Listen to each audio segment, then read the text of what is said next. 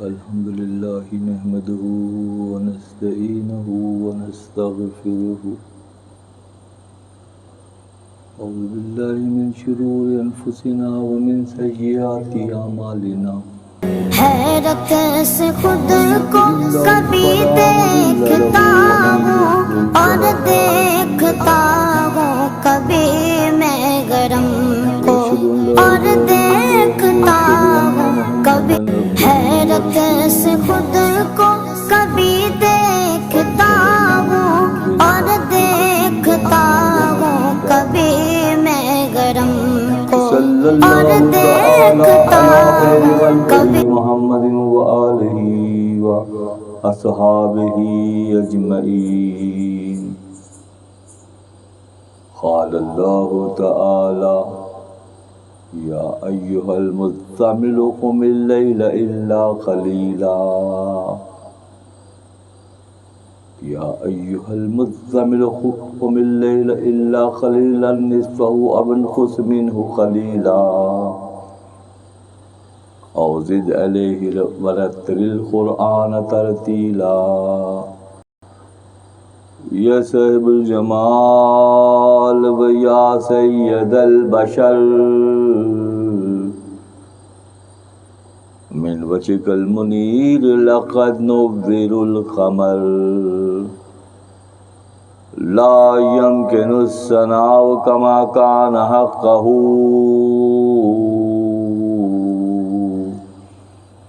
بعد از خدا بزرگ توئی قصہ مختصر. تیری رحمتوں کا دریا سر عام چل رہا ہے.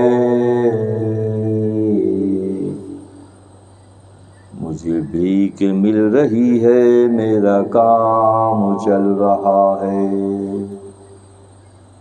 میرے دل کی دھڑکنوں میں ہے شریک نام تیرا. اسی نام کی بدولت میرا کام چل رہا ہے. کیونکہ یہ نام کوئی کام بگڑنے نہیں دیتا، بگڑے بھی بناتا ہے فقط نام محمد. زائرو آؤ شہنشاہ کا روضہ دیکھو. کعبہ تو دیکھ چکے اب کعبے کا کعبہ دیکھو. کعبہ وہ ہے جسے سجدہ ہر خاص و عام کرے. حبیب وہ ہیں جنہیں کعبہ بھی جھک کر سلام کرے. خواند مزمل نبی را زی سبب،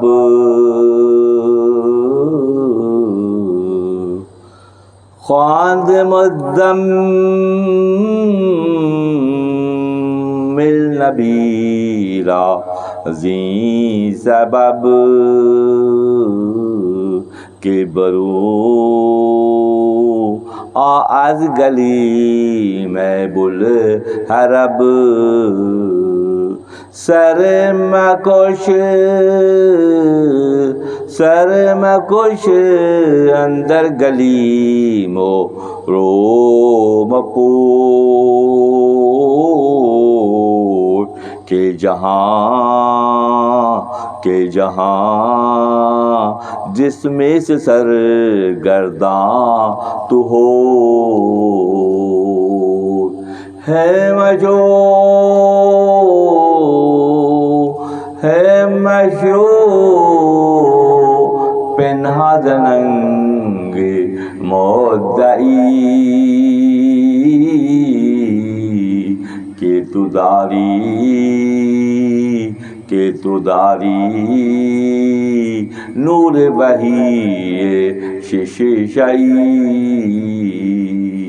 ہے قوم اللیل،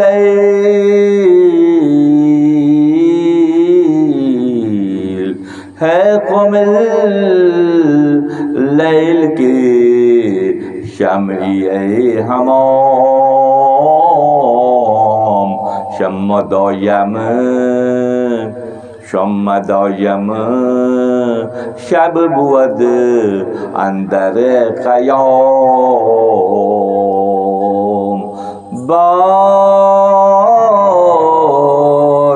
باش کشتی بادری بحر صفا،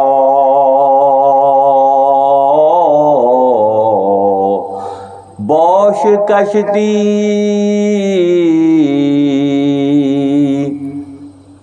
بادری بحر صفا،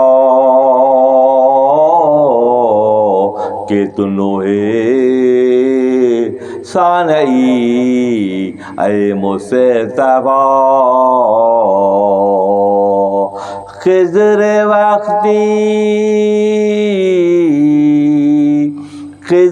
وقتی غوث ہر کشتی توئی، ہم جو روح لامکن تنہا روی. ان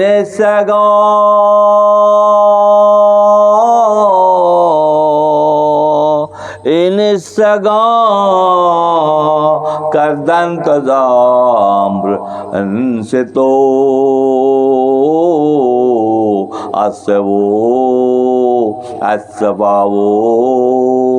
اوکنا بر بدر تو.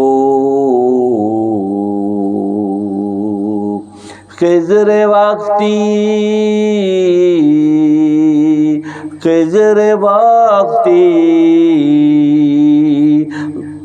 گو سے ہر کشتی توئی،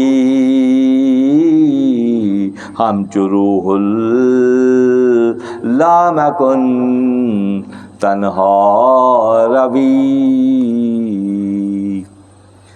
انتہائی واجب الاحترام شب جمعہ کے سامعین مجلس مثنوی حضرت مولانا جلال الدین رومی رحمۃ اللہ علیہ، اللہ تعالیٰ کا بے حد شکر احسان ہے کہ ہمارے مرکز خانقاہ مولا روم میں ہر شب جمعہ کو الحمدللہ ثم الحمدللہ ہم اور آپ اسی انداز میں یہاں جمع ہوتے ہیں اور مثنوی شریف کے اسباق سے عرق کشید کر کے اپنے قلوب کو سیراب کرتے ہیں.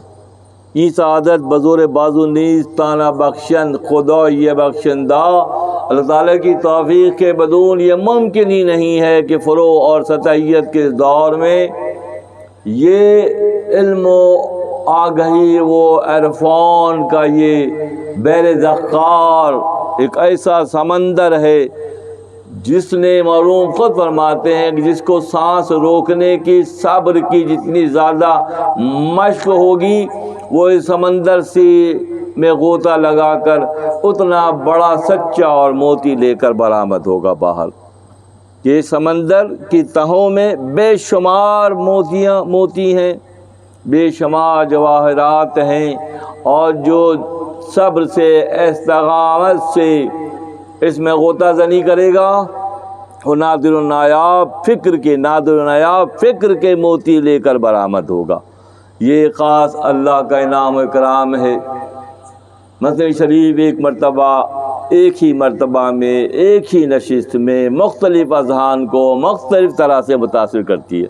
اس کا جتنا لیول ہے، اس کا علمی حوالہ جتنا پختہ ہے، جس نے ماضی میں مشقت اٹھائی ہے، جس نے علوم کو حاصل کرنے کی جد و جہد کی ہے، جب وہ مثنوی شریف سے منسلک ہوتا ہے تو پھر نئے گوشے نمایاں ہوتے ہیں. ہم زندگی کا بڑا حصہ ظاہر داری میں گزار دیتے ہیں، اور جس پر اللہ مہربان ہوتا ہے تو اس کی زندگی میں وقت آ ہی جاتا ہے کہ لطیف تر گوشوں کو نہ صرف اخذ کرنے جیسا ہو جاتا ہے بلکہ اس کے لیے اپنے آپ کو وقف کرنے کا جذبہ اس کے اندر پیدا ہو جاتا ہے۔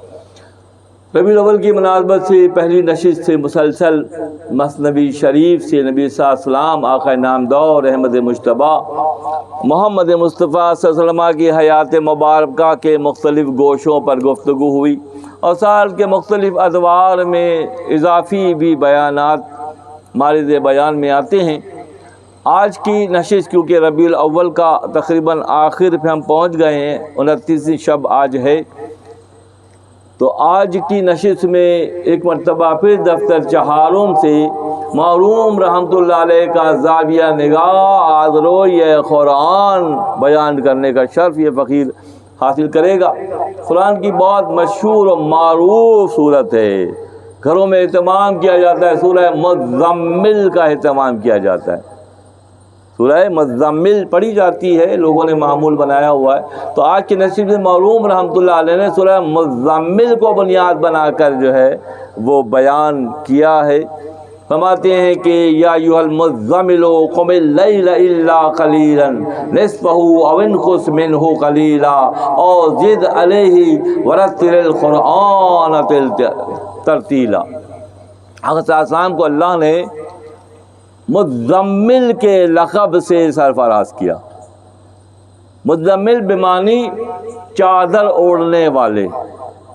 واقعات میں اس طرح سے ہے کہ ایک مرتبہ نبی صلی اللہ علیہ وسلم تشریف لے جا رہے تھے تو پشت سے جبرائیل امین نے صدا دی، یا ایھا المزمل، اے کملی اوڑھنے والے، اے چادر اوڑھنے والے کر کے مخاطب کیا۔ مختلف روایات ہیں جب قریش کہ ظلم و ستم اور تشنا ترازی حد سے زیادہ بڑھ گئی تو نبی صلی اللہ علیہ وسلم بہت غمزدہ ہوئے اور ایسے میں آ کر گھر میں چادر اوڑھ کر لیٹ گئے۔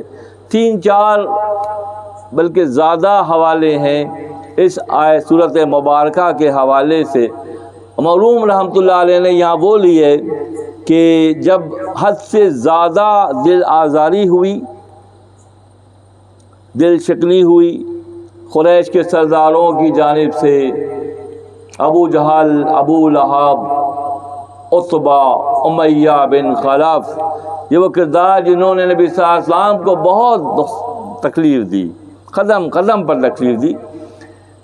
جب نبی صلی اللہ علیہ وسلم کے بڑے صاحبزادے حضرت قاسم علیہ السلام کا وصال ہوا تو ابو لہب نے ایک جملہ کہا۔ ابو لہب نے، عرب کے جتنے رؤسا تھے سارے یہ شاعری میں گفتگو کرتے تھے، ایسی بات کرتے تھے کہ پورے معاشرے میں کئی دن تک وہ گفتگو کا وہ بن جاتا تھا، ایک شغل بن جاتا تھا۔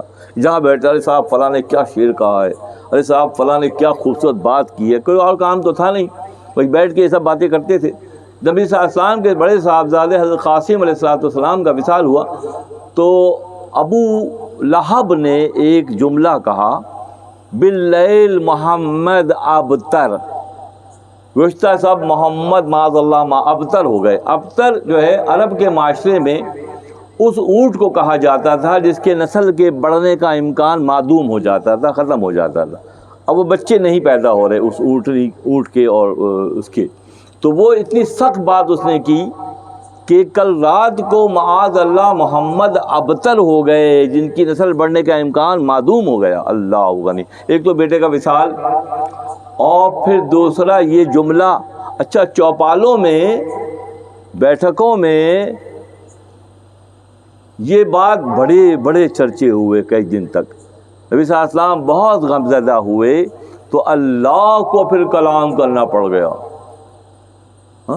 اِنَّا أَعْطَيْنَاكَ الْكَوْثَرَ فَصَلِّ لِرَبِّكَ وَانْحَرْ اِنَّا شَانِئَكَ هُوَ الْأَبْتَرُ، جس نے آپ کے بارے میں یہ کہا ہے کہ معاذ اللہ آپ ابتر ہو گئے، ہماری زبانوں میں ہمارے منہ میں خاک ہو، تو اللہ فرماتا ہے اِنَّا شَانِئَكَ هُوَ الْأَبْتَرُ کہ وہی جو ہے نسل بریدہ ہو جائے گا، اس کی نسل مٹا دی جائے گی، یہ اللہ کا وعدہ ہے۔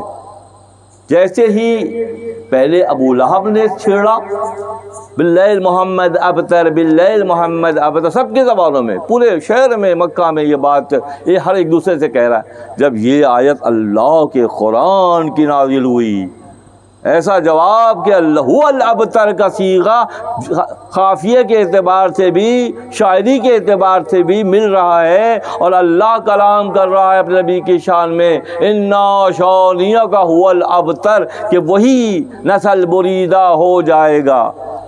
ایک معاملہ اور بھی ہے، ما کان محمد ابا احد من رجالکم ولکن رسول اللہ وخاتم النبیین، محمد تمہارے مردوں میں کسی کے باپ نہیں ہے۔ محمد، یہاں بھی اللہ نے ڈفرینشیٹ کیا کہ تم اپنے بیٹوں سے نام کو بڑھاتے ہو۔ اللہ نے اپنے نبی کو اولاد نرینہ، ما کان محمد ابا احد من رجالکم ولکن رسول اللہ وخاتم النبیین، اللہ فرما رہا ہے قرآن میں، بیٹوں سے تم خوش ہوتے ہو، خدا کی مرضی یہ ہے کہ تم میں اور نبی میں ایک اور فاصلہ پیدا ہو جائے کہ تم اولاد نرینہ نہ رکھنے کے باوجود آج اربوں مسلمان ہیں جو آپ کے بیٹے کہلاتے ہیں۔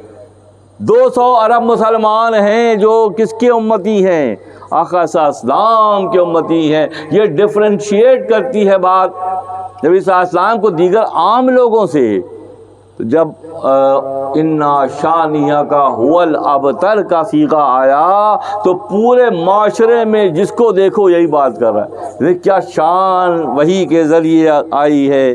تو یہ بات پھر ظاہر ہے کافروں اور مشرکوں کے لیے بہت سخت تھی کہ جواب اسی صیغے میں، شاعری کے اسی لطیف انداز میں اللہ کی جانب سے آیا اور قرآن کا حصہ بن گیا۔ یہ دل آزاریاں حد سے بڑھ گئیں۔ ایک موقع ایسا آیا کہ مطاف نبی صلی اللہ علیہ وسلم حالت سجدہ میں ہے۔ مطاف کہتے ہیں اس صحن کو جہاں جو کعبۃ اللہ کا صحن ہے، اس میں یہ جو ہے حتیم بھی ہے اور وہ سارا صحن، اب تو خیر اس میں مقام ابراہیم بھی ہے۔ جو لوگ گئے انہیں معلوم ہے، اور جو بھی سفر میں ہیں وہ بھی دیکھیں گے اور دیکھتے رہیں گے انشاءاللہ۔ تو نبی صلی اللہ علیہ وسلم مطاف میں سجدے کی حالت میں ہیں۔ ابو جہل نے اونٹ کی اوجڑی شریر لڑکوں سے منگوا کر آپ کے پشت اتھل پر رکھ دی۔ آپ حال سجدہ میں ہیں۔ حضرت زہرا سلام اللہ علیہا ایک چھوٹی سی بچی ہیں، وہ آ کے کھینچ رہی ہیں اس اوجڑی کو، ارے کوئی ہے جو ہمارے بابا کو اس مشکل سے نکالے۔ اب تصور تو کریں کہ معاشرے میں ہر طرف بغاوت ہے، معاشرے میں ہر طرف جو ہے ظلم و ستم ہے، معاشرے میں لوگ زبان درازی کر رہے ہیں، تو اس کی وجہ سے یہ ہوا کہ آخر صلی اللہ علیہ وسلم کے قلب پر اس کا بہت اثر ہوا، آپ بہت رنجیدہ ہوئے۔ ایسے میں قرآن کی یہ آیت، یا ایھا المزمل قم اللیل الا قلیلا نصفہ او انقص منہ قلیلا، یہ آیت نازل ہوئی۔ روایات کے مطابق معروف رحمۃ اللہ علیہ نے اس کو حوالہ بنایا کہ نبی صلی اللہ علیہ وسلم تھکے ہارے جب اپنے مقام پر پہنچے اور آپ چادر اوڑھ کر لیٹ گئے، تو ایسے موقع پر اللہ نے اپنے مقرب کو بھیجا کہ جا کے میرے حبیب کو یہ پیغام پہنچا دو، مزمل کے لقب کے ساتھ رات کے کچھ حصے میں کھڑے رہا کریں، آدھی رات یا اس سے کم یا اس سے زیادہ، یہ آپ کا اختیار ہے۔ اور رتل القرآن ترتیلا، قرآن کو بہت ٹھہر ٹھہر کے سنبھل کے، ہاں، یعلمون تعلمون اور غافلون کے علاوہ کچھ سمجھ میں نہیں آتا ہے۔ ایک مہینہ ایسا بھی آتا ہے جس میں قرآن ایسے پڑھتے ہیں لوگ، جس میں یعلمون تعلمون اور غافلون کے علاوہ کچھ سمجھ میں نہیں آتا، اسپیڈ اتنی ہوتی ہے۔ قرآن نبی سے کہہ رہا ہے، اللہ نبی سے کہہ رہا ہے ورتل القرآن ترتیلا، بہت ٹھہر ٹھہر کے سنبھل کے پڑھیں۔ یہ اللہ اپنے نبی کے لیے حکم صادر کر رہا ہے، تو ہما شما کی پھر کیا حیثیت ہے؟ کیوں غور نہیں کرتے ممبر و محراب کے مکین کہ اللہ کا حکم کیا ہے، اللہ کا حکم کیا ہے؟ ایسے میں خوان مزمل نبی رازن سبب، معروف فرماتے ہیں نبی کو اس وجہ سے مزمل فرمایا اللہ نے۔ کس وجہ سے؟ خوان مزمل نبی رازن سبب کے برو آز گلی میں بل حرب اللہ غنی، اللہ نے آپ کو یہ فضیلت بخشی کہ کہ تمام تر مارکوں میں کامیابی کا وعدہ اللہ نے کیا، تو آپ چادر اوڑھ کے مت لیٹیں۔ ہم آپ سے وعدہ کر رہے ہیں، اللہ انتہا کی بات ہے کہ آپ چادر اوڑھ کر جو دکھ کی وجہ سے لیٹ گئے ہیں، فرماتے ہیں خوان مزمل نبی رازن سبب کے بلو از گلی میں بل حرب، سر مکش اندر گلی مورو مپوش کہ جہاں جسم سرگرداں تو ہوش۔ کہ آپ کا معاملہ یہ ہے کہ دنیا سارے کے سارے جہان بکھرے ہوئے ہیں، اور آپ کو اللہ نے ہوش کی منزل پر سرفراز کیا ہے۔ فرماتے ہیں کہ جہاں جسم دنیا کی مثال جسم کی سی ہے، اور آپ کو اللہ نے ہوش کے ساتھ مبعوث کیا ہے کہ جہاں جسم سرگرداں تو ہوش، کہ آپ ہی ہیں جو ہوش میں ہیں، باقی سارے جہاں جو ہیں وہ بکھرے ہوئے ہیں، سرگرداں ہیں، راستے سے بھٹکے ہوئے ہیں، اللہ کی پہچان سے دور ہیں۔ اللہ نے آپ کو فضیلت بخشی ہے کہ آپ ہوش کی منزل پر ہیں، آپ جانکاری کی منزل پر ہیں، آپ پہچان کی منزل پر ہیں۔ فرماتے ہیں مشو پنہاں زرنگے مدعی کہ تداری نور وحی ششعی، کہ آپ کے پاس کیا فضیلت ہے، اللہ کی بات ہے، آپ کے پاس کیا فضیلت ہے؟ اور فرماتے ہیں آپ کے پاس وحی کی فضیلت ہے، اللہ نے آپ کو وحی کی ہے۔ کس کو وحی کی ہے پھر اس کے علاوہ؟ ہے کوئی اس وقت پورے معاشرے میں کوئی بندہ تھا جو اللہ کی وحی کو قبول کرتا تھا، جس کے بعد اللہ کی وحی آتی تھی، جس کے بعد اللہ کا فرشتہ آتا تھا؟ کوئی نہیں تھا۔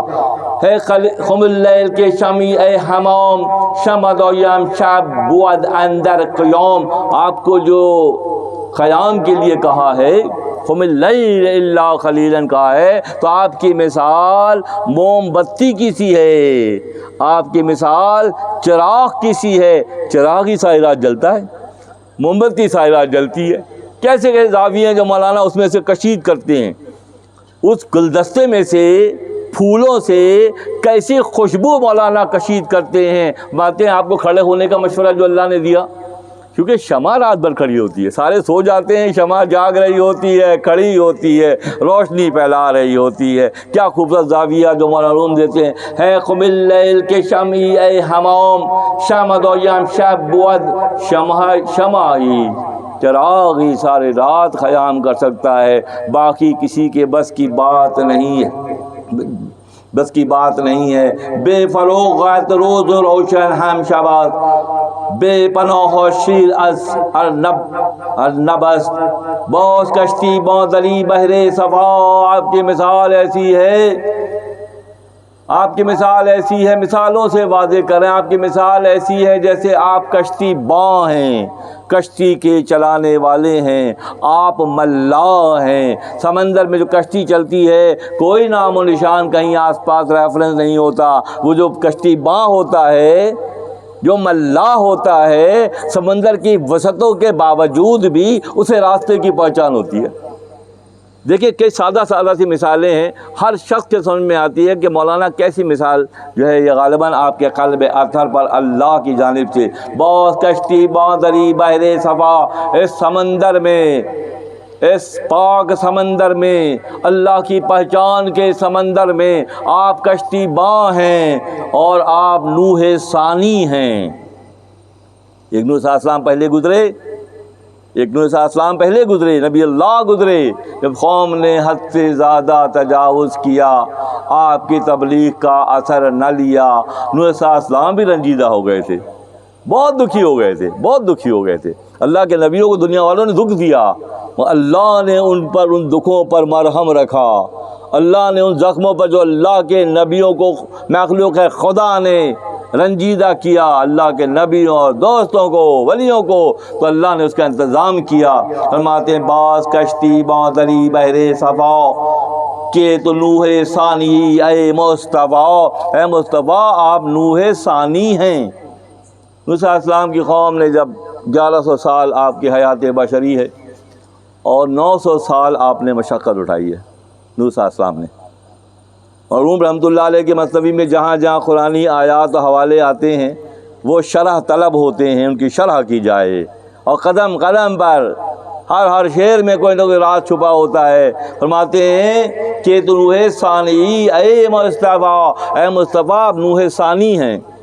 حد سے تجاوز کیا جب قوم نے، حضرت نوح صلی اللہ علیہ وسلم نے اللہ کی بارگاہ میں بد دعا کی. سوچیں 1100 سال حیات، 900 سال تو صرف محنت، تبلیغ دین کی محنت، پھر بھی لوگ نہیں مان رہے. آپ کو اللہ نے اشارہ کیا کہ ٹھیک ہے ایسا کرو، جنگل میں جا کر کشتی بناؤ. اسباب و وسائل اللہ نے مہیا کیے. آپ شبانہ روز محنت کر کے درختوں کو کاٹ کر ان کے تختے بنا کر کشتی بنانے لگے. سخت محنت اٹھائی آپ نے، حضرت نوح صلی اللہ علیہ وسلم نے محنت اٹھائی، اور کشتی آہستہ آہستہ آہستہ آہستہ وہ تیار ہو رہی تھی. جب تیار ہو رہی تھی تو ان بدبختوں نے نبی صلی اللہ علیہ وسلم یعنی کہ نبی، اللہ کے نبی کی دل آزاری میں پھر بھی کسر نہیں چھوڑی کہ یہ جو گدھا جو بنا رہے ہو اس کو کہاں باندھو گے، پانی کب آئے گا جو اس کو لے کے جائے گا. اس طرح کی سخت باتیں. لوگ یہ رویہ اختیار کر لیتے ہیں کہ تلخی کو پھیلاتے ہیں. ہر دور میں ایسا ہوتا ہے، نیگیٹیوٹی کو پھیلاتے ہیں گفتگو کے ذریعے، دل آزاری کے ذریعے. اللہ کے مخلوق کو کہ دل چھیدتے ہیں اپنی زبان کے نیزوں سے. اس دور میں بھی یہی تھا، آج بھی یہی ہے. اللہ تعالیٰ وما توفیق الا باللہ، جس کو اللہ توفیق دے گا وہ احتیاط برتے گا. سخت باتیں کرے. یہاں تک کہ ایسا کیا ان لوگوں نے کہ دن بھر آپ کام کرتے تو رات کو جا کے اس کشتی میں فضلہ کر دیتے. یہ لوگ دیکھیں کہ کس حد تک جاتی ہے مخلوق.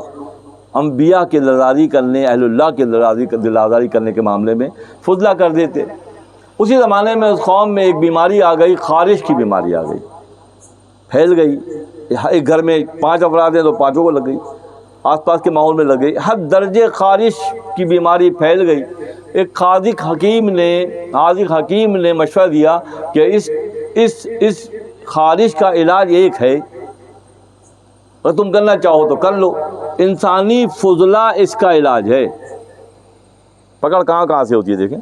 جب حد سے زیادہ خارش بڑھ گئی تو حکیم نے مشورہ دیا کہ انسانی فضلہ جو کشتی میں کیا جا رہا تھا، جو جا کے کشتی میں گندگی پھیلائی جائی تھی روز، کہا کہ یہ اس کا حل ہے، یہ اس کا علاج ہے. تو لوگوں نے اپنا ہی فضلہ نبی کے مخالفت کرنے کی بنیاد پر اپنا ہی فضلہ کھرچ کے کھا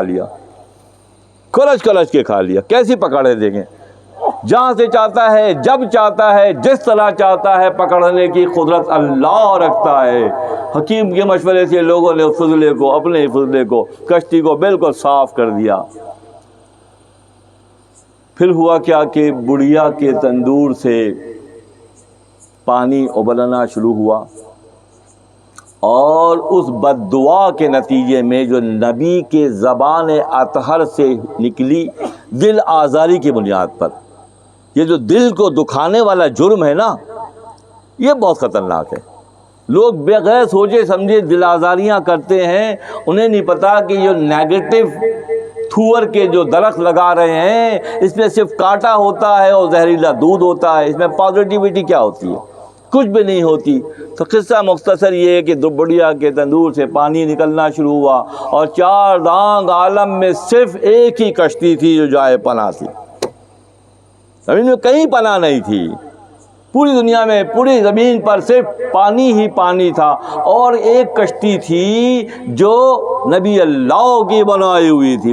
حضرت نوح صلی اللہ علیہ وسلم کی بنائی ہوئی کشتی تھی، اسے پناہ تھی. اسی لیے آقا صلی اللہ علیہ وسلم نے کہ حدیث مبارکہ کا مفہوم یہ ہے، میرے اہل بیت کشتی نوح کی مانند ہیں. میرے اہل بیت کشتی نوح کی مانند ہیں، جو ان سے جڑ جائے گا فلاح یافتہ ہو جائے گا. مثال کہاں سے؟ پوری زمین پر صرف پانی ہے اور ایک کشتی ہے. دریا وہ سفر کرتے کرتے جودی پہاڑ پر جا کر رکی. بہت ہی سخت بات ہے دوستوں جو کرنے جا رہا ہوں، کہ سب ڈوب گئے، سب غرق ہو گئے. کچھ آخر میں جب کشتی بالکل تیار ہو گئی، پانی قریب آ گیا، پانی کو اللہ نے کشتی کے پاس بھیج دیا. جنگل میں کشتی بنی، درختوں کو کاٹ کے نبی اللہ نے محنت کی، پانی کو وہاں بھیج دیا گیا. یہ ذہن میں رکھیں کہ جب اللہ چاہتا ہے تو جنگل بیابانوں میں بھی پانی بھیجنے پر قدرت رکھتا ہے، جو کشتی کو اٹھا کے چلانے جیسے ہو گئے. سارے غرق ہو گئے. کچھ لوگ جو باغی تھے وہ کشتی میں سوار ہوئے. اور جب کشتی آ کے دریا یہ پہاڑ جودی پر رکی تو اترے، وہاں سے سویلائزیشن کی پھر دوبارہ ترکی میں یہ پہاڑ ہے، پہاڑ جودی پہاڑ ہے، تو سویلائزیشن کی پھر شروعات ہوئی۔ تو وہ آدم نوح اول ہے، اور نوح ثانی کون ہے؟ مولانا فرماتے ہیں نوح ثانی نبی صلی اللہ علیہ وسلم ہیں، کہ سویلائزیشن کی ابتدا آپ کی بعثت کے بعد مخلوق خدا کے حصے میں آئی۔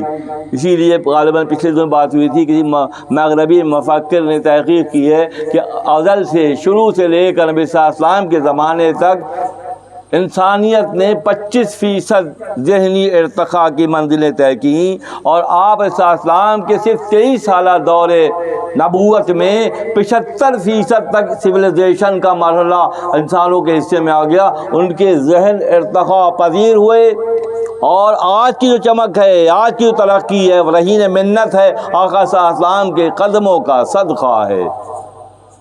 جب اترے لوگ تو کچھ لوگ جو باغی تھے، یہ میں اس لیے اسپیشلی کہہ رہا ہوں کہ آج کی بات بتا رہا ہوں آپ لوگوں کو، کہ جب کچھ لوگ اترے تو اس میں سے ایک گروپ بنا جس کا نام تھا فیری میسن۔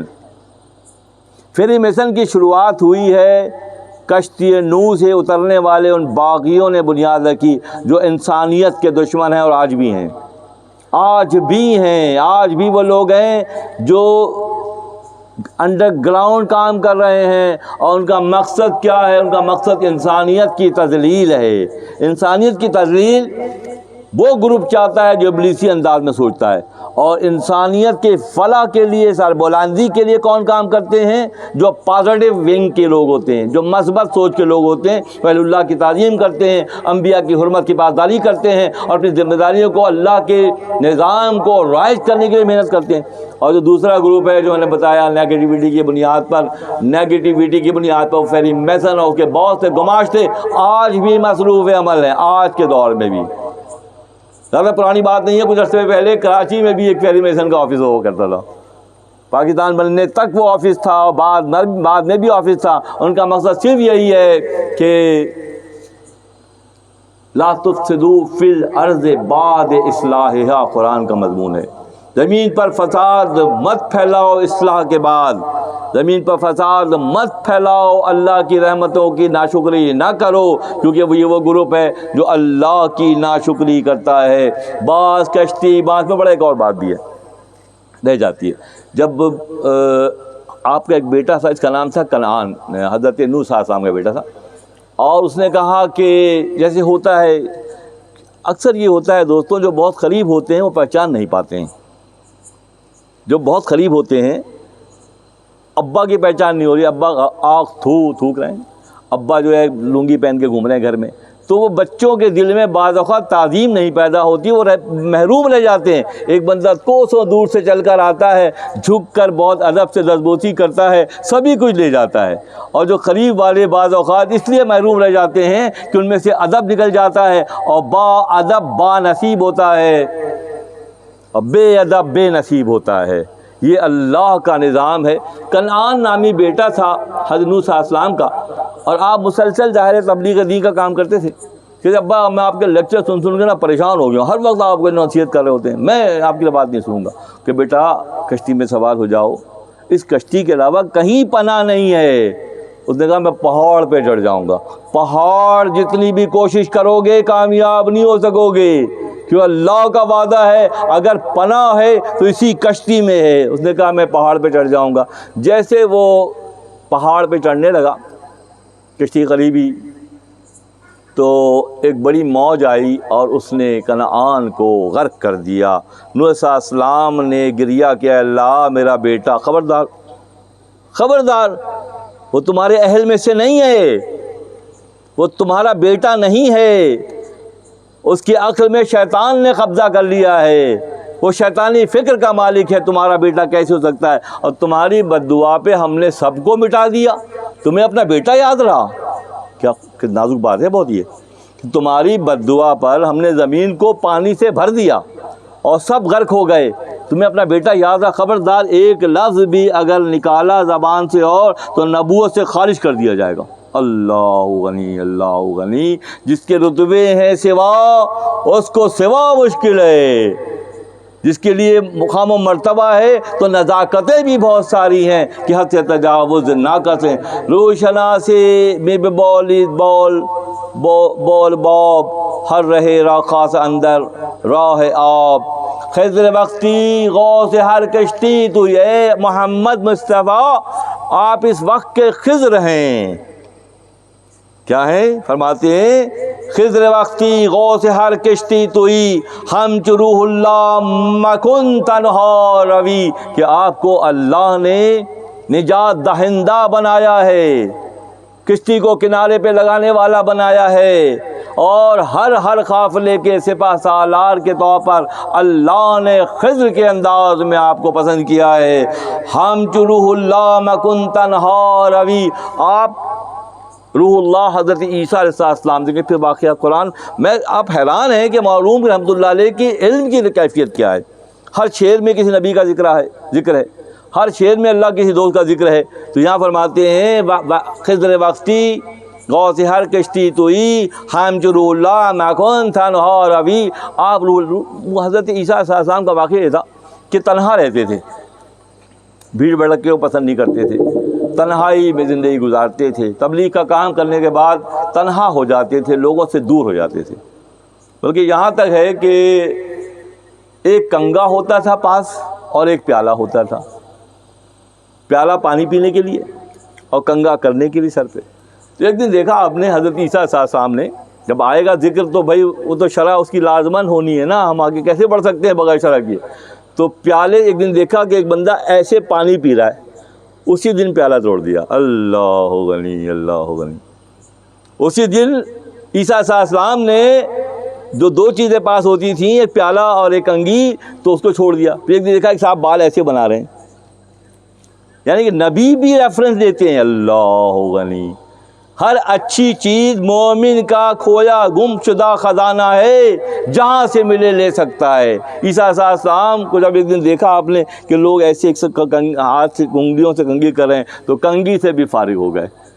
آپ کا معاملہ یہ تھا کہ تبلیغ دین کی خدمت انجام دیتے اور پھر تنہا رہنے کو پسند کرتے. تو یہاں معروم رحمۃ اللہ علیہ فرماتے ہیں خضر وقتی غوث ہر کشتی توئی ہم چو روح اللہ مکن تنہا روی. آپ روح اللہ عیسیٰ علیہ السلام کی طرح تنہا رہنے والا معاملہ نہ کریں، آپ مخلوق خدا کے پاس جائیں، صبر کے ساتھ ان کے ساتھ معاملات کریں.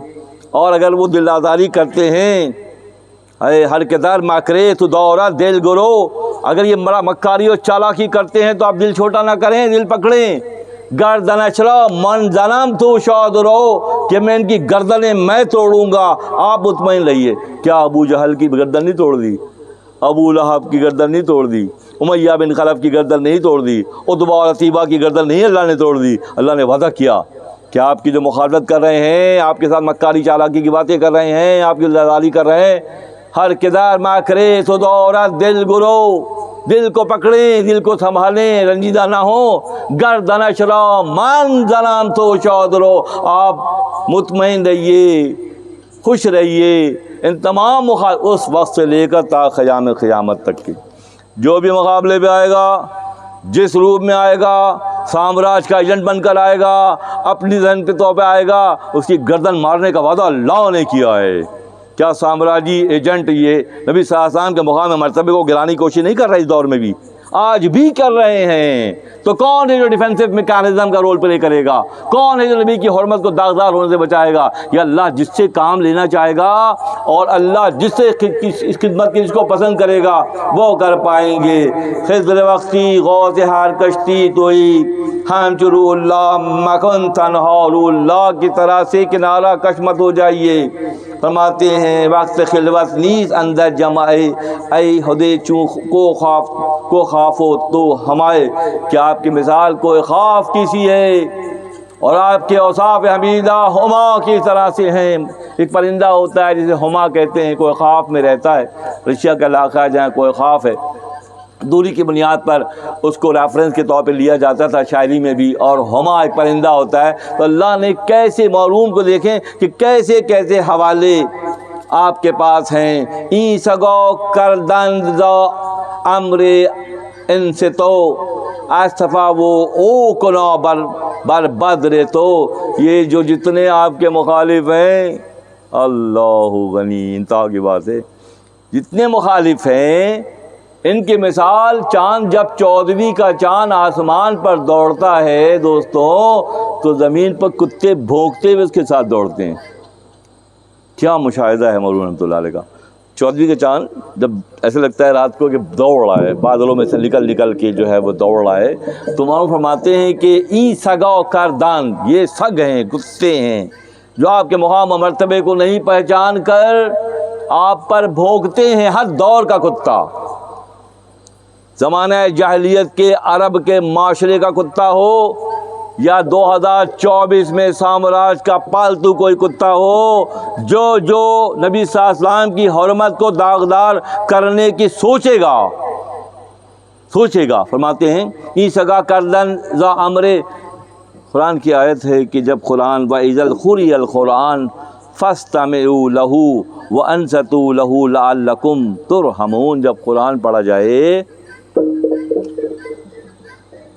سورہ اعراف کی آیت ہے، جب قرآن پڑھا جائے تو خاموشی سے سنو، سورہ اعراف کا مضمون ہے جب قرآن پڑھا جائے تو اس میں پیغام کیا ہے، فَاسْتَمِعُوا لَهُ وَأَنصِتُوا لَهُ، فرماتے ہیں جب قرآن پڑھا جائے، سورہ اعراف کا مضمون ہے تو خاموشی سے سنو۔ مولانا اس کی دلیل یہ آتے ہیں کہ جب اللہ کے دوستوں کا ذکر ہو تو تم بھی خاموشی سے سنو، تم بھی خاموشی سے سنو، خیالات کو جھٹک کر، نفسانی خواہشات کو چھوڑ کر خالص اللہ کی رضا کے لیے اس کو سنو تاکہ تم پر مہربانی، تم پر رحم کیا جا سکے۔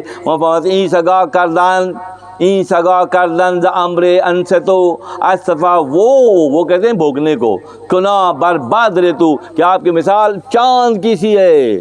مثالیں ہیں ساری، اللہ اپنے حبیب کے لیے کیسی کیسی مثالیں پیش کر رہا ہے کہ 14ویں کا چاند بدر کہلاتا ہے، آپ آسمان کے چاند ہیں اور یہ زمین کے دنیا دار کتے آپ پر بھونکتے ہیں تو آپ کو دل چھوٹا، سب کے لیے پیغام ہے، نبی کے امتی کے ہر امتی کے لیے پیغام ہے کہ جس کے لوگ دل آزاری کر رہے ہیں، اس کے مقام و مرتبے کو نہیں پہچان رہے ہیں، اس میں انگشت زنی کر رہے ہیں، انگشت نمائی کر رہے ہیں، تو ان کے پیغام یہ ہے کہ وہ جب نہیں پہچان رہے تو ان کے لیے یہاں یہ پیغام ہے، وَإِذَا قُرِئَ الْقُرْآنُ کا مضمون معلوم فرماتے ہیں، اصطفیٰ وہ کھنا برباد رتو، کیا آپ کے چمکدار چاند پر یہ غوں کرنے والے کتے کبھی بھی جو ہے سرخرو نہیں ہو سکیں گے، کسی دور میں نہیں ہو سکیں گے۔ اس وقت تو موضوع نہیں ہے، مگر بات آ رہی ہے کہ آج کون ہیں جو اسلام کے جھنڈے کو لے کر کھڑے ہیں، اور کہاں ہیں وہ جو دعوے کرتے تھے اللہ کی پہچان کے؟ آج کا سوال ہے، بالکل آج کا سوال ہے۔ کن کو اللہ نے اس کام کے لیے پسند کیا؟ جو نبی اور نبی کی آل پر ہر وقت درود بھیجنے کو شرط سمجھتے ہیں۔ اور کہاں ہیں وہ لوگ جو اللہ کی پہچان کے دعوے کرتے ہیں؟ کیوں ان کے حصے میں سعادت نہیں آئی کہ اللہ اس سفر پر جو اس وقت ہو رہا ہے، جو کچھ ہو رہا ہے، اس میں ان کا حصہ کہاں ہے؟ کیوں نہیں ہے حصہ؟ سوال یہ پیدا ہوتا ہے، کیا خدا نے معاذ اللہ ان کو ریجیکٹ تو نہیں کر دیا؟ ان کی توفیقات کو سلب تو نہیں کر لیا؟ کس اینگل سے سوچتے ہی نہیں ہیں۔ یہ ہر دور کا معاملہ ہے، ہر دور میں ایسا ہوتا رہا اور ہو رہا ہے، ہوتا رہے گا۔ بات یہ ہر کے اوبل گوم کھورے رو کشد گشت امر زید یا حد رشد کار ہوئیے ای بوت تو ہا دیے کار ہا دیے کار ہادی این بوت تو ہا دیے ماتم آخر زمان را شاہ دیے۔ آپ کو اللہ نے ہدایت کے لیے بھیجا ہے، آپ کا لقب ہادی ہے، اور ہر دور میں بلکہ وقت کے آخر کے دور میں آپ کی ہدایت کے چرچے اسی انداز میں ہوں گے جیسے اللہ چاہے گا، جو ہو رہے ہیں۔ امت محمدیہ کے وہ لوگ جو اللہ کے باغیوں کے سامنے استاد ہیں۔ ہم ہمارے دشمنوں کی بات کرتے ہیں، یہ فلاں ہمارا دشمن ہے اور فلاں ہمارا دشمن ہے فلاں۔ اللہ کے باغی کون ہیں؟ یقتلون النبیین بغیر حق، وہ اللہ کے باغی ہیں جنہوں نے اللہ کے نبیوں کو ناحق قتل کیا، شہید کیا۔ وہ کون سا طبقہ ہے معاشرے کا؟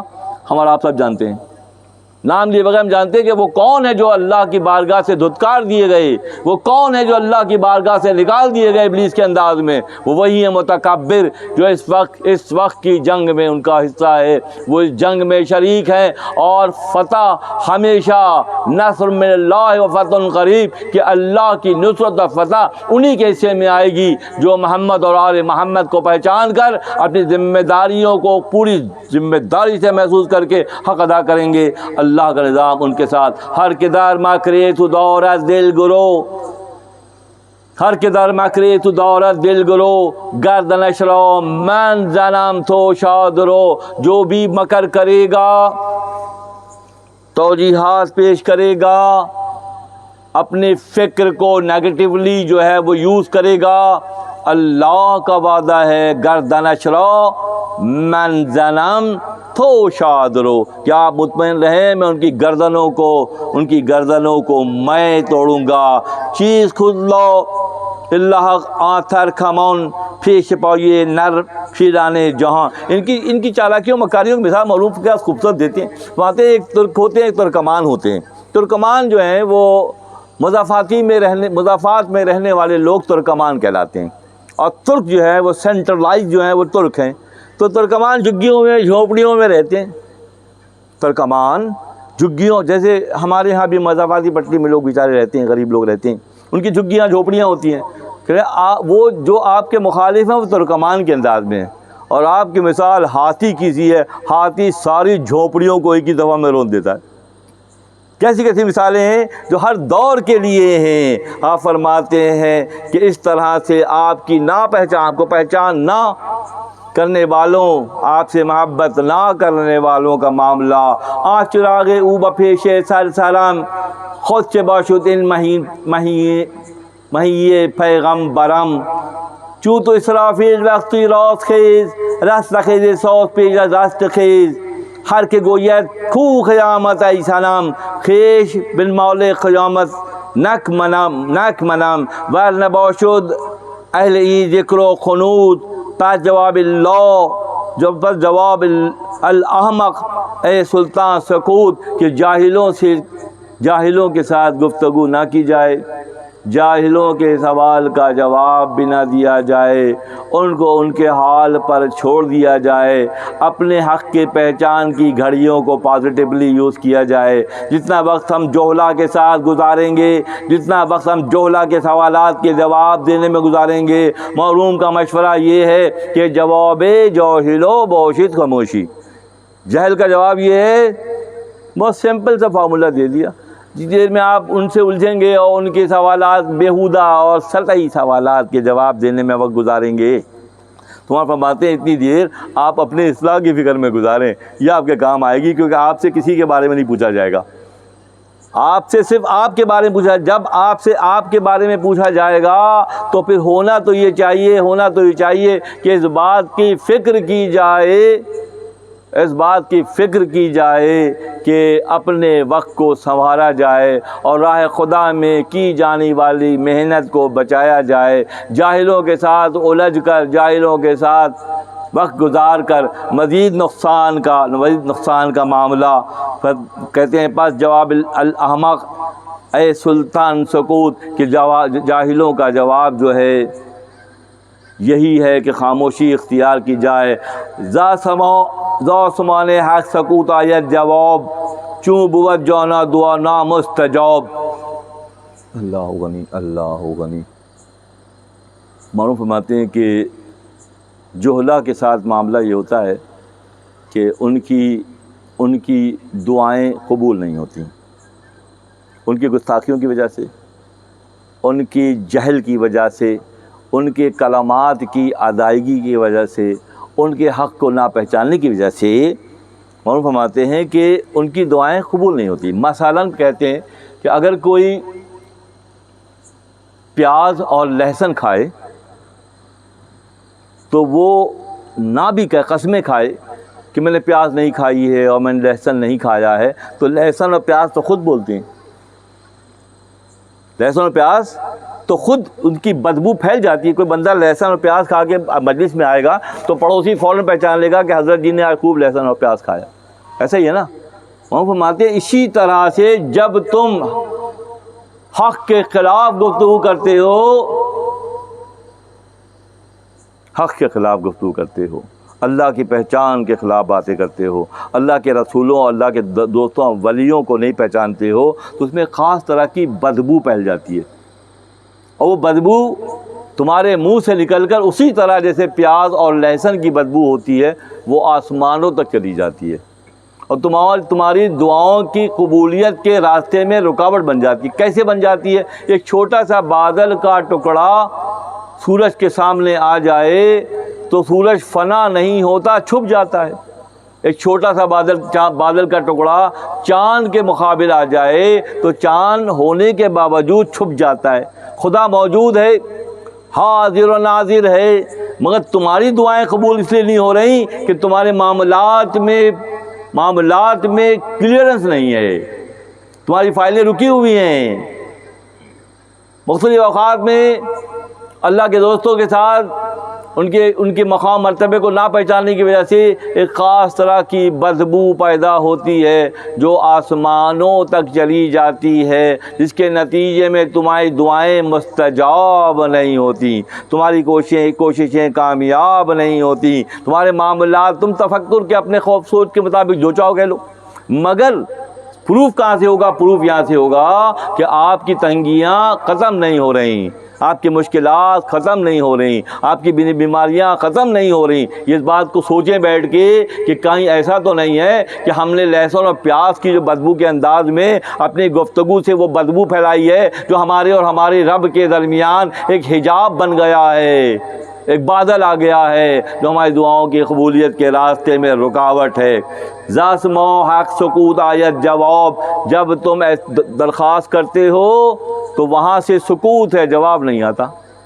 اللہ، جو کیسز آتے ہیں وہ یہی تو ہیں، کیسز جو آتے ہیں ہمارے پاس وہ یہی ہیں کہ پورا گھر قرآن پڑھتا ہے، قرآن خوانی کرتا ہے، پورا گھر جو ہے وہ نماز پڑھتا ہے، نماز خوانی کرتا ہے، نماز خوانی، قرآن خوانی، نعت خوانی۔ کیا نبی کو پہچانتے ہیں؟ میرے شیخ حضرت قاضی شاہ شفیق احمد فاروقی رحمۃ اللہ علیہ نے ایک موقع پر فرمایا تھا کہ نعت خواہ حضرات اس بات کو ملحوظ خاطر رکھیں کہ جن کے لیے وہ نعت شریف پڑھ رہے ہیں وہ سامع ہیں، سماعت کر رہے ہیں۔ اس بات کو رکھیں ذہن میں کہ نعت خوانی جو کی جا رہی ہے تو آقا صلی اللہ علیہ وسلم سماعت فرما رہے ہیں، اور جو انداز تمہارا ہے کیا وہ وہاں مقبول ہوگا؟ کبھی بھی مقبول نہیں ہوگا، کیونکہ جو معیار تم نے متعین کیا ہوا ہے، تم نے اپنے خیال کے مطابق۔ ایک صاحب بیمار ہو گئے تو ان کا ایک پڑوسی تھا، وہ اونچا سنتا تھا، بہرا تھا وہ، تو کسی نے مشورہ دیا کہ دیکھو یہ تو اللہ کے نبی کی سنت ہے، بیمار کی ذمہ داری کو جانا چاہیے، تو اس سے بڑا ثواب ملتا ہے۔ تو وہ سنتے نہیں تھے، اونچا سنتے تھے، تو انہوں نے خود ہی سوال بنا لیے، یہ خود ہی چل رہا ہے نظام، سارا ایسے ہی چل رہا ہے کہ بھائی میں جا کے پوچھوں گا کیا حال ہے تو وہ کہے گا اللہ کا شکر ہے بہتر ہوں، پھر میں کہوں گا سبحان اللہ سبحان اللہ، پھر وہ کہیں گے کہ میں پوچھوں گا کھانا کیا کھا رہے ہو، وہ کہے گا بھائی وہ سوپ ہے اور چپاتی ہے یہ کھا رہا ہوں، ہاں اس سے اچھی تو غذا نہیں ہے۔ پھر میں تیسرا سوال کروں گا کہ علاج تمہارا کون کر رہا ہے، تو کہ فلاں حکیم صاحب کر رہے ہیں، تو ان سے اچھا تو حکیم ہی کوئی نہیں ہے، بہترین ہے۔ اب خود ہی خیال بنا لیے، خود ہی جواب دے لیے۔ کب نکلیں گے خیالات سے بھائی؟ کب نکلیں گے خیالات سے، اپنے خود تراشیدہ بتوں کی پرستی سے کب نکلیں گے؟ بہرحال وہ گئے اور جا کے انہوں نے کہا، سلام کیا، کہنے کہ بھائی کیا حال ہے؟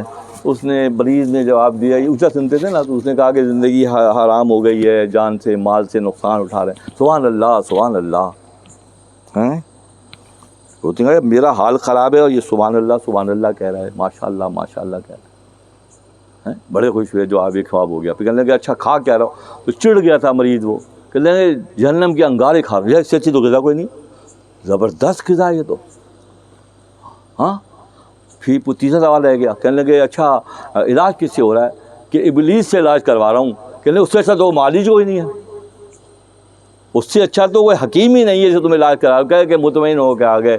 آج کے دور میں بہت سے لوگ خود تراشیدہ نظریات کی بنیاد پر مخلوق خدا کے دل چھید رہے ہیں، اور خوش بھی ہیں بہت اس بہری کی طرح سے جو سنتا نہیں تھا اور اپنے خیال کے مطابق اس نے سوال جواب تیار کر لیے۔ وہ فرماتے ہیں کہ بہت سے ایسے ہیں جن کا معاملہ یہ ہے کہ انہیں اس بات کا ہوش بھی نہیں ہوتا، وہ ظاہر میں بھی بہرے ہوتے ہیں اور باطن میں بھی بہرے ہوتے ہیں، ان کے دلوں پر اللہ نے مہر لگائی ہوتی ہے۔ ختم اللہ علی قلوبہم وعلی سمعہم وعلی سمعہم وعلی ابصارہم غشاوۃ ولہم عذاب علیم، کہ اللہ تعالیٰ ان کے آنکھوں پر پردہ ڈال دیا، ان کے کانوں پر پردہ ڈال دیا، اور وہ عذاب میں زاسمان ہاتھ سکودا یا جواب چوں بود جونا دعائے نامستجاب، کہ دعا قبول نہیں ہو رہی۔ اس مجلس کا مقصد دور دراز مقام پر جس طرح سے جتنے بھی نفوس جمع ہیں، ہمارے کثرت کی کوئی حیثیت نہیں ہے تو ضرور پنڈال بھرا ہوا ہو اور وہاں تک لوگ بیٹھے ہوئے ہوں، اور ایسا کچھ بھی نہیں۔ جتنے بھی ہیں ان تک یہ پیغام پہنچ جائے اور ان کی اصلاح کا سلسلہ شروع ہو جائے، یہی کامیابی قرار پائے گی۔ تو بات یہ ہے کہ آج بھی غور کریں کہ اگر کہیں جہاں رکاوٹیں ہیں، تمامی بھائیوں کے لیے پیغام ہے، نئے آنے والوں کے لیے بھی اور پرانوں کے لیے بھی، اور جہاں راستے کھلے کشادہ ہیں، کچھ لوگ ناگن چورنگی سے نکلتے ہیں تو وہیں رش لگ جاتا ہے، آگے جا نہیں پاتے، اور کچھ لوگ ٹاور تک چلے جاتے ہیں سیدھے۔ تو غور کرنے کی بات ہے کہ ان کے راستے کی کشادگی کس بنیاد پر ہے اور تنگی کس بنیاد پر ہے۔ اگر تنگی کسی وجہ سے ہے تو غور کریں اور اس جنجال سے نکلنے۔ وقت سے تنگ است و خزائے ای کلام، تھنگ میں اویت برو عمر دوام، وقت کی تنگی ہے، حالات کی پریشانی ہے، عمر جو ہے وہ گزر گئی ہے دنیاوی معاملات کو سمیٹنے میں۔ اب صورت کیا رہ گئی ہے؟ اب صورت یہ ہے چو جواب احمق آمد خاموشی، ان درازی در سخن چو می کوشی۔ تو پھر بات یہ ہے کہ یکسوئی کے ساتھ، خوش و خضوع کے ساتھ، مثال دیتا ہوں کہ اگر مجھے حیدرآباد جانا ہے اور میں دائیں بائیں مڑ جاؤں تو پھر میں حیدرآباد نہیں پہنچ۔ معروف فرماتے ہیں اگر کسی کو بغداد جانا ہے اور وہ رے کے راستے میں مڑ جائے تو پھر بغداد نہیں پہنچ سکے گا۔ پہلے جانب منزل ہونا ضروری ہے، جانب منزل ہونا پہلے ضروری ہے کہ راستہ ہمیں جانا بغداد ہے، اور ہم رے میں بھی، جب رے میں ہم جائیں گے تو رے میں سبزی بھی ہے اور دریا بھی ہے اور پانی بھی ہے، مخلوق بھی ہے، مویشی بھی ہے، سبھی کچھ ہے، مگر وہ بغداد نہیں ہے، وہ منزل نہیں ہے۔ تو اسی طرح واپس اگر بغداد جانا ہے تو پلٹ کے آنا پڑے گا اس مقام پر جہاں سے سفر دائیں یا بائیں مڑا تھا۔ ہماری اور آپ کی زندگی میں بھی یہی معاملہ ہے۔ ہمیں سوچنا چاہیے کہ دنیاوی ان بکھیڑوں کی وجہ سے، یا معروف فرماتے ہیں کہ اگر تم، ترکی مقولہ ہے یہ، اگر آپ دین لومڑی سے لیں گے نا، دین لے کس سے رہے ہیں ہم؟ دین ہم کس سے لے رہے ہیں؟ یعلمون تعلمون و غافلون والے گروپ سے لے رہے ہیں یا حق کی پہچان والوں سے لے رہے ہیں؟ ترکی مقولہ یہ ہے کہ اگر دین آپ لومڑی سے لیں گے تو کچھ عرصے کے بعد لوگوں کی مرغیاں چرا کے کھانا عین دین بن جائے گا۔ تو سورسز کیا ہیں؟ انفارمیشن کی سورسز کیا ہیں؟ وہ جو اللہ سے جڑے ہوئے ہیں ان کے پاس کیا انفارمیشن ہے، اور وہ جو دنیا داری اور ظاہر داری میں غرق ہیں ان کے کیا معاملات ہیں؟ ان کی دعائیں مستجاب نہیں ہو رہی، ان کی مشکلات ختم نہیں ہو رہی، ان کے فیصلے غلط ثابت ہو رہے ہیں۔ تو یا ایھا المزمل سے شروع ہونے والا یہ سبق اللہ اپنے نبی کی دل جوئی فرما رہا ہے، اور اللہ کے نبی کے باغیوں کے لیے اللہ کا یہ فرمان ہے، اگر یہ مکر کریں ہر کے در مکرے تو دورت دل گرو، گردن اشرا من جنم تو شاد رو، کہ اللہ نے ان کی گردن مارنے کا وعدہ کیا ہے۔ اس مقام پر دور دراز مقامات سے آ کر یہاں بیٹھنے والے دوستوں، بات یہ ہے کہ جہاں سے جاگے وہیں سے سویرا ہے۔ ہم بیس کو پہچانیں، ہم بیسک نالج کو پہچانیں، ہم بیسک انفارمیشن کو پہچانیں، اور اسی انداز میں اپنے آپ میں جو کمی رہ گئی ہے، ابھی بھی وقت ہے، جہاں سے جاگے وہیں سے سویرا ہے، ابھی بھی وقت ہے، حق کو پہچانا جائے، حق کی جانب ہو جایا جائے اور حق کے ساتھ چلنا چاہیے، جس کے نتیجے میں حق ز بحر رحمت و موج کرم، حق ز بحر رحمت و موجو کرم می دہت ہر شور را باران. اللہ تعالیٰ کا معاملہ یہ ہے، اللہ تعالیٰ کا معاملہ یہ ہے، ظاہر ہے وہ خالق مطلق ہے، قادر مطلق ہے، اسے پہچان ہے کہ کون کس اپنے اختیار کو کہاں استعمال کر رہا ہے. اپنے اختیار کو نیگیٹیولی ابلیسی سسٹم کو پروموٹ کرنے کے لیے استعمال کر رہا ہے، یا اپنی صلاحیتوں کو راہ خدا کے لیے وقف کر رہا ہے. جو راہ خدا کے لیے وقف کر رہے ہیں ان کا معاملہ اور ہے، اور جو راہ شیطانیت کے لیے وقف کر رہے ہیں ان کا معاملہ اور ہے. ان قریب دوستوں دنیا دو حصوں میں بٹ جائے گی، ان قریب بٹ جائے گی، حق اور باطل کی دنیا بن جائے گی. اب جو ہوم ورک جن کا ہوگا، حق شناسی کا جذبہ جن کے دل میں ہوگا، وہ حق کے جانب ہو جائیں گے. اور جو دنیا داری میں سطحی فکر کے ساتھ لومڑی کو اپنا پیشوا بنا لیں گے تو پھر لوگوں کی مرغیاں چرا کے کھائیں گے، جس کا حساب انہیں دینا پڑے گا. اللہ کی مرضی و منشا یہ ہے کہ اللہ انبیاء کی حرمت کی پاسداری کرنے والوں کو الگ سے انعام و اکرام سے نوازے گا، اور اللہ انبیاء اور اہل اللہ کے دوستوں کی دلازاری کرنے والوں کے ساتھ اور معاملہ کرے گا. تو وقت فکر ہے، وقت فکر ہے، تفکر کا وقت ہے کہ ہم کس طرف ہیں.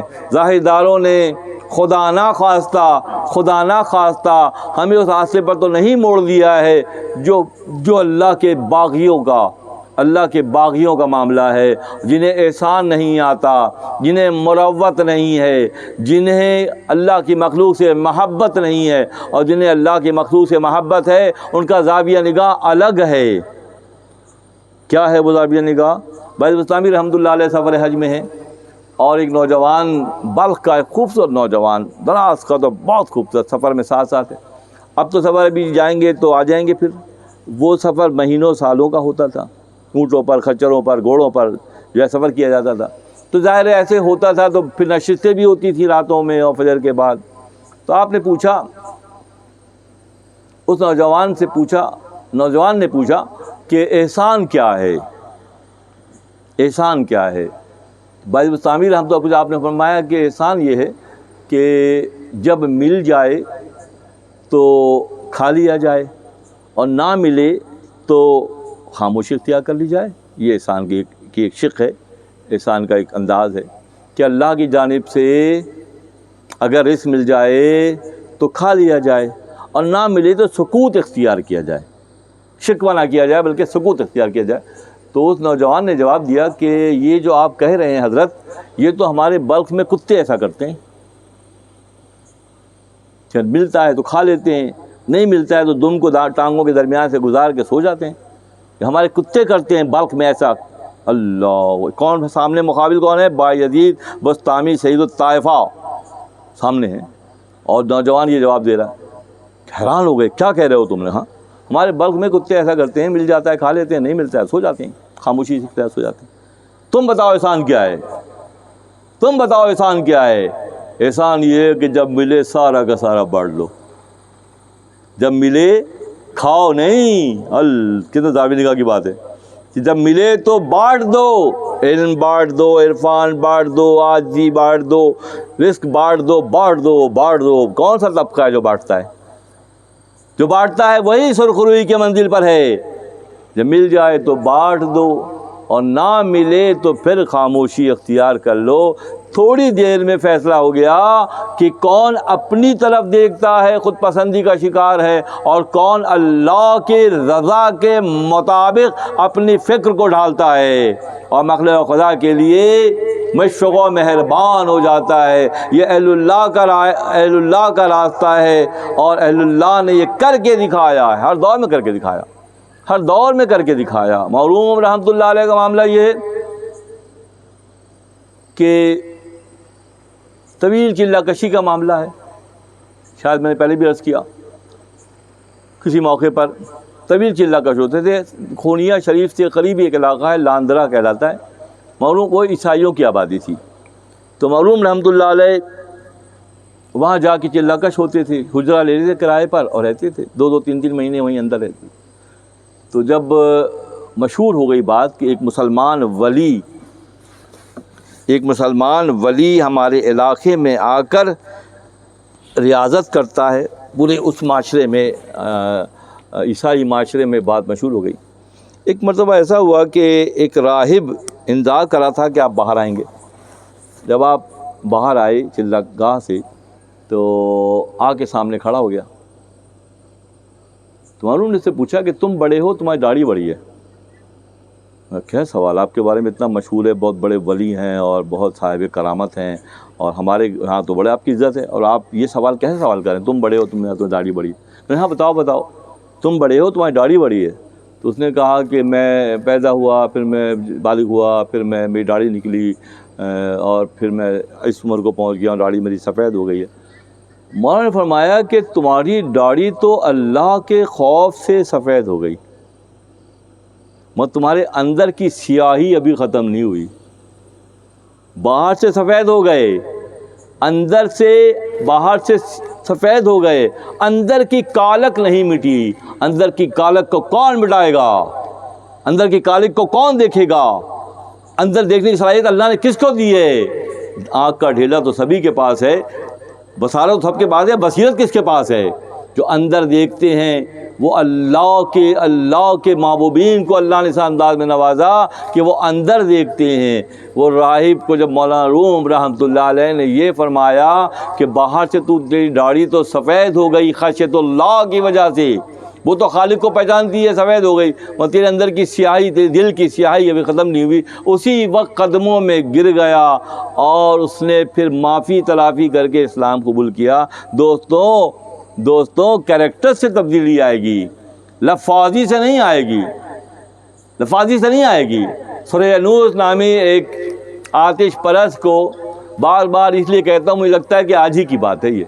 آتش پرست تھا سورہ یونس، جوان تھا، بہت خوبصورت تھا، قتل کر دیا تھا اس نے ایک، جس کے نتیجے میں گرفتار ہوا اور فیصلہ یہ ہوا کہ اس کو پھانسی دی جائے گی۔ وہ پھانسی کے لیے لے جایا جا رہا تھا، سپاہی لے کے جا رہے تھے پھانسی گھاٹ کی طرف، تو وہ کسی طرح سے چھڑا کر ان سے مولانا رحمۃ اللہ علیہ کی خدمت میں حاضر ہو گیا، دروازے پر آ گیا، دروازہ بچایا، آپ نے دروازہ کھولا، اگر میں جوان ہوں، میں مرنا نہیں چاہتا ہوں، مجھے معلوم ہے کہ آپ شفاعت کریں گے، آپ سفارش کریں گے تو وقت کا حاکم معین الدین پروانہ مجھے معاف کر دے گا، رعایت دے دے گا۔ اتنے میں دھڑ دھڑ کرتے ہوئے سپاہی سارے اندر گھس گئے پکڑنے کے لیے۔ تو مولانا رحمۃ اللہ نے فرمایا جاؤ جا کے اپنے معین الدین پروانہ حاکم وقت کو کہہ دو خونیا کے کہ میں نے اسے پناہ دے دی ہے، میں نے اسے پناہ دی ہے سورہ یونس کو۔ وہ بیچارے مرتے کیا نہ کرتے، پورے خونیا شریف میں آپ ہی کی شخصیت تھی جو سب سے نمایاں تھی۔ ہمارے برادر انشاءاللہ ان قریب عتیق الرحمان صاحب خونیا شریف کا سفر کریں گے، گزشتہ نشست میں ہمارے ساتھ تھے، ابھی وہ مدینہ منورہ میں ہیں، اور وہ سارے اسباق میں نے ان کو بتائے ہیں جو میرے شیخ نے مجھے بتائے تھے۔ وما توفیق اللہ باللہ کی بات ہے کہ اللہ جسے توفیق دیتا ہے راستے اس کے کشادہ ہوتے ہیں۔ تو سورہ یونس کی سفارش کی مولانا رحمۃ اللہ علیہ نے، جب سپاہی گئے اور جا کے معین الدین پروانہ کو بتایا کہ ایسے ایسے مولانا نے اس کو سفارش کی، روک لیا اپنے پاس، تو اس شخص نے عجیب و غریب جملہ کہا۔ اس نے کہا کہ ایک سورہ یونس کیا ہے، اگر مولانا سفارش کریں تو ہم سارے قید خانوں کے دروازے کھول کے سارے قیدیوں کو آزاد کر دیں۔ وہ سورہ یونس کا نام مسلمان ہو گیا مولانا کے ہاتھ پر، اور اس کا نام علاء الدین رکھا گیا، مولانا نے اس کا نام علاء الدین رکھا۔ علاء الدین وقت کا بہت بڑا ولی کامل بن گیا۔ اس نے کہا کہ پہلے میں اللہ کو، خدا کو پڑھتا تھا، خدا خوانی کرتا تھا۔ غور سے سنیں، خدا خوانی اور چیز ہے، خدا دانی اور چیز ہے۔ خدا کو پڑھنا اور ہے، خدا کو پہچاننا اور ہے۔ پہلے میں خدا خوانی کرتا تھا، رٹتا تھا، اس رٹافیکیشن سے کچھ نہیں ہوگا۔ پہلے خدا خوانی کرتا تھا، موروم نے مجھے خدا دانی میں مصروف کر دیا، مشغول کر دیا۔ تو خدا خوانی، قرآن خوانی، نعت خوانی، یہ ساری وہ خوانیاں ہیں جس کی کوئی ڈاکومنٹیشن نہیں ہے۔ پورے ذمہ داری سے بات کرتا ہوں، عمل چاہیے، عمل کہاں ہے؟ عمل کہاں ہے؟ راہ خدا کی محنت کہاں ہے؟ اللہ کی مخلوق پہ شفقت و محبت کہاں ہے؟ اللہ کی مخلوق کے راستہ کشادہ کرنے کا عمل کہاں ہے؟ یہ بات ہے۔ سورہ یونس نے کہا کہ میں اس سے پہلے خدا کو پڑھتا تھا. مرحوم رحمۃ اللہ علیہ نے مجھے خدا خوانی سے نکال کر خدا دانی کی منزل پر سرفراز. دوستو آج کی بات ہے یہ. ہم کیا کر رہے ہیں؟ مقام فکر ہے کہ ہم کیا خدا نہ خواستہ قرآن خوانی میں مصروف تو نہیں ہیں. لو انزلنا هذا القرآن على جبل لرأيته خاشعا متصدعا من خشیۃ اللہ. اللہ کے خوف سے پہاڑ تو ریزہ ریزہ ہو گیا تھا. کوئی تو ریزہ ریزہ ہو گیا، جل کے راکھ ہو گیا. تمہیں خدا کا خوف نہیں ہے؟ تمہارے گھروں میں قرآن کئی صحیفے رکھے ہوئے ہیں، کیا ہے خوف؟ لو انزلنا هذا القرآن، اس قرآن کو پہاڑ پر خدا نازل کرتا تو اسی طرح پارا پارا ہو جاتا جیسے کوہ طور پارا پارا ہو گیا. لو انزلنا هذا القرآن على جبل لرأيته خاشعا متصدعا من خشیۃ اللہ. اللہ کے خوف سے، اور اللہ کا خوف ہی سب سے بہتر ہے. اللہ کی رحمت ہر کھجو آب روا سبزہ بود، جہاں پانی بہتا ہے وہاں سبزہ خود بخود اگاتا ہے. ہر کجا اشک روا اور رحمت شود، اور جہاں آنسو بہتے ہیں وہاں اللہ کی رحمت آتی ہے. اللہ کی قربت کے نتیجے میں، اللہ سے تعلق کے نتیجے میں رقیق القلبی پیدا ہوتی ہے، عاجزی پیدا ہوتی ہے، انکساری پیدا ہوتی ہے، جو اللہ کی بارگاہ میں مقبول ہے. ان دروس کا سلسلہ اس مقام پر صرف اس لیے ہے کہ اللہ کی مخلوق کی گردنوں کو جہنم کے خصابوں سے چھڑایا جائے. دعوت نامہ آ گیا مرحوم رحمۃ اللہ علیہ کے پاس. معین الدین پروانہ نے دعوت کی، بہت بڑی دعوت کا اہتمام کیا اپنے محل میں. مرحوم رحمۃ اللہ علیہ سر شام جا کر کھڑے ہو گئے دروازے پہ، اور آپ کے مریدین میں بیشتر لوگ سادہ لوگ تھے، بالکل سادہ. اس لیے مرحوم کہتے ہیں کہ جنت میں جانا سب سے پہلے سادہ لوگ جائیں گے. عیار اور مکار 500 سال کے بعد جائیں گے، کہ جو سادہ ہیں وہ جلدی چلے جائیں گے، اور جو چلاکی مکاری کی زندگی گزاریں گے ان کو 500 سال انتظار کرنا پڑے گا. ٹھیک ہے؟ اچھا، تو جو شام کو کھڑے ہوئے ہیں وہاں پہ دروازے پہ. اب کوئی جو صاحب آ رہے ہیں ان کو بھیج رہے ہیں، کوئی بڑھئی آ رہا ہے، کوئی کارپینٹر آ رہا ہے، کوئی میسن آ رہا ہے، بھیج رہے ہیں. لوگ حضرت یہ کیا، آپ باہر کھڑے ہیں ان کو اندر بھیج رہے ہیں؟ اگر میں ان کو یہاں بادشاہ کے دربار میں نہیں بھیج سکوں گا تو اس بادشاہ کے دربار میں کیسے بھیجوں گا؟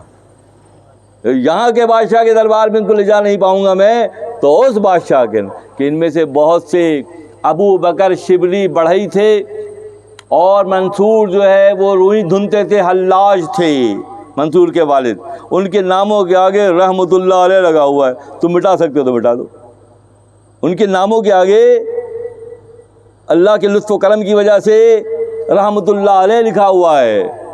ابو بکر شبلی بڑھئی اور منصور حلاج، جو حلاج وہ جو روئی دھنتے وہ ہیں، اور ان کے ناموں کے ساتھ رحمۃ اللہ علیہ لگا ہوا ہے. اگر ان غریبوں، مسکینوں، سادہ لوگوں کی اگر ابھی میں پشت پناہی نہیں کر سکوں گا تو وہاں بڑے دربار میں کیسے کروں گا؟ اس کا ریہرسل ہو رہا ہے کہ وقت کے بادشاہ کے دربار میں پیش کر رہا ہوں، اگلی منزلوں پہ کائناتوں کے بادشاہ کے دربار میں سفارش کروں گا. اور آپ کی سفارش سے وقت کا جو حاکم ہے وہ کہتا ہے کہ ایک ثریہ نوس کیا، اگر مولانا سفارش، پہلے اس مرتبہ پر تو آؤ، پہلے اس مقام پر تو آؤ، پہلے اللہ کے دوستوں کی پہچان تو پیدا کرو، ان کی اثار و قربانی کو دیکھو تو صحیح کہ کس لیول کی اثار و قربانی ہے. یہ وہ نور ہے جو خونیہ شریف سے بن مراد تک آ چکا ہے.